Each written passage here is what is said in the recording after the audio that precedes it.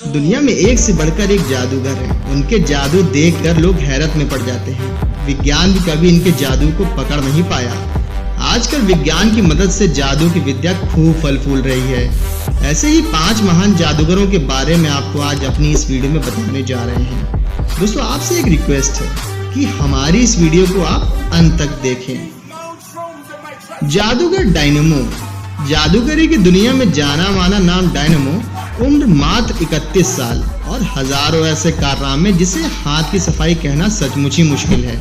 17 दिसंबर 1982 में जन्मे डायनेमो का शहर ब्रैडफोर्ड, वेस्ट यॉर्कशायर, इंग्लैंड है।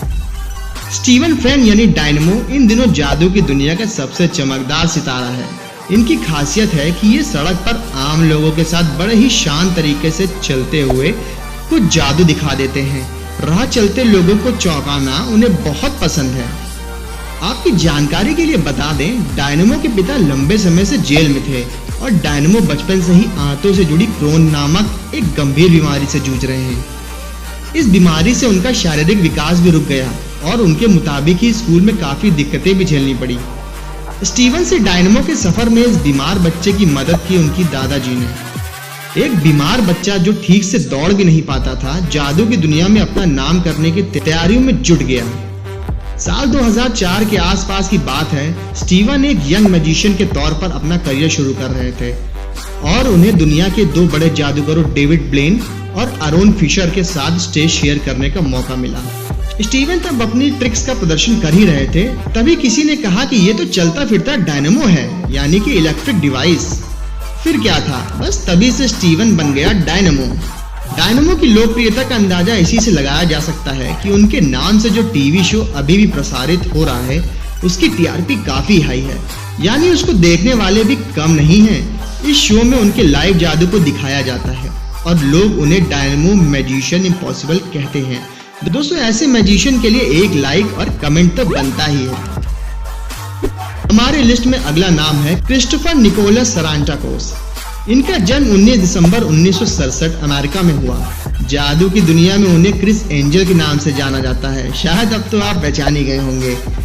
क्रिस को 5 बार मैजिशियन ऑफ द ईयर का अवार्ड भी मिल चुका है। इंटरनेशनल मैजिशियन सोसाइटी ने सबसे पहले 2010 में उन्हें यह खिताब दिया था। उन्हें लगभग हर साल ही कोई ना कोई अवार्ड मिलता रहता है। आपकी जानकारी के लिए बता दें, एंजल काफी अच्छे गायक भी हैं और उनकी 5 एल्बम भी रिलीज हुई है। क्रिस एंजल को सबसे स्टाइलिश जादूगर भी कहा जाता है। सफेद काले कपड़े का कॉम्बिनेशन और कॉम्फी ज्वेलरी उनकी पहचान रही है। एंजल के वॉक ऑन वाटर लिंक को यूट्यूब पर 46 मिलियन से अधिक व्यू मिले थे। है ना दोस्तों, कमाल के मैजिशियन ये भी। चलिए आगे बढ़ते हैं। अगले महान जादूगर है डेविड ब्लेन। अमेरिका के न्यूयॉर्क में जन्मे और पिछले दशक के लोकप्रिय जादूगरों में से एक डेविड का नाम सभी जानते हैं। जब वे 4 साल के थे तो उन्होंने एक सबवे में जादूगरी करते एक व्यक्ति को देखा। तभी से डेविड ने सोच ही लिया कि वह बड़े होकर महान जादूगर बनेंगे। डेविड खुद को कई बार कैद करने के लिए जाने जाते हैं। एक बार वे 6 टन बर्फ से भरे बॉक्स में बंद हो गए और 3 दिन बाद उसमें से सकुशल बाहर निकले। 2003 में थेम्स नदी के ऊपर एक शीशे के बॉक्स में वे 44 दिन तक बंद रहे। ये सब जान के तो लगता है कि ये कोई साधारण व्यक्ति नहीं है। आइए आगे चलते हैं। अगला नाम है डेविड कॉपरफील्ड।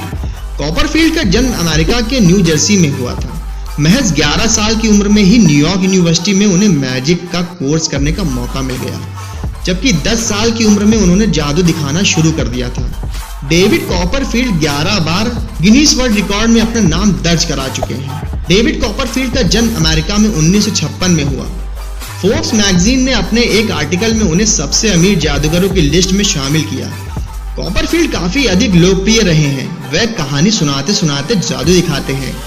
पिछले 30 साल से जादू दिखाते उन्होंने 11 Guinness book of world records भी बनाए। कॉपरफील्ड के जो जादू दुनिया भर में चर्चा का विषय बने हैं, वे थे स्टैच्यू ऑफ लिबर्टी का गायब कर देना और ग्रेट वॉल ऑफ चाइना पर चलना, जिसको देख के आपके होश ही उड़ जाएंगे। चलिए आगे बढ़ते हैं। अगले शख्स का नाम जानते हैं। ये शख्स थोड़े हटके हैं। इन शख्स का नाम है हैरी हुडनी। पश्चिम जगत में हुडनी सबसे बड़ा नाम है। सभी जादूगर उनसे इंस्पायर भी हैं। हालांकि वे कुछ खास नहीं, बस किसी भी प्रकार के बंधन या ताले से बाहर निकलने की कला जानते हैं। ये भी सच है कि उन्होंने जो किया उनके जैसा कोई शायद ही कर पाए। हुडनी को बेसिकली स्टंट परफॉर्मर के तौर पर जाना जाता है। हंगरी अमेरिका में जन्मे हुडनी ने 52 साल की उम्र में अंतिम सांस ली थी। यहूदी धर्मगुरु के बेटे हुडनी ताले और बेड़ियों के जकड़ जाल से बच निकलने को जादुई अंदाज में पेश करने में माहिर थे। हुडनी का वास्तविक नाम एरिक वेस था। उनका जन्म हंगरी के बुडापेस्ट शहर में 24 मार्च 1874 को हुआ था। पिता की कमजोर आर्थिक स्थिति के कारण अपने सभी भाई बहनों के साथ में अमेरिका में जाकर बस गए। लंदन में उनकी शोहरत के बाद लंदन के डेली मिरर नामक एक अखबार के एक पत्रकार ने उनको चुनौती दी कि वे एक लोहार की 5 सालों की मेहनत से बनाई गई हथकड़ियों को खोलकर दिखाएं। हुडनी ने उनकी चुनौती स्वीकारते हुए 4000 दर्शकों के विशाल जनसमूह में उन हथकड़ियों को बिना किसी चाबी के 5 मिनट में खोलकर दिखा दिया। यही नहीं, वॉशिंगटन की एक जेल में उसे पूरी तरह निर्वस्त्र करने के बाद उसकी तलाशी लेकर एक काल कोठरी में डाल दिया गया। जब जेल अधिकारी निश्चित थे कि किसी तरह का औजार पास में ना होने के कारण हुडनी बाहर निकल ही नहीं सकेगा, लेकिन आश्चर्य की बात तो यह है कि हुडनी 2 मिनट बाद उससे बाहर आ गए। बल्कि खेल ही खेल में उसने 27 मिनट के थोड़े से समय में 18 और अन्य कैदियों को उनकी अपनी कोठरियों से निकालकर दूसरी कोठरियों में डाल दिया। इस तरह हुडनी के किस्से हजारों हैं। यह आश्चर्य वाली बात थी कि हुडनी ने एक बार पत्रकारों को बताया था कि उसके चमत्कारों का रहस्य भारतीय योग के प्राणायाम की सांस की सिद्धि एवं मन की एकाग्रता में है। इस सिद्धि से वे अपने शरीर को कुछ हद तक फैला और सिकोड़ लेते थे। दोस्तों, हमें उम्मीद है आपको ये हमारी वीडियो बेहद पसंद आई होगी। अगर पसंद आई है तो इस वीडियो को लाइक, कमेंट और ज्यादा से ज्यादा शेयर करने की कोशिश करें और साथ ही साथ हमारे चैनल नॉलेज फैक्ट को सब्सक्राइब भी कर लें और बगल में दी हुई घंटी को भी दबा दें। इससे हमारा मनोबल बढ़ता है भाई। तो दोस्तों, मिलते हैं हमारी अगली वीडियो में जल्द ही। तब तक के लिए धन्यवाद।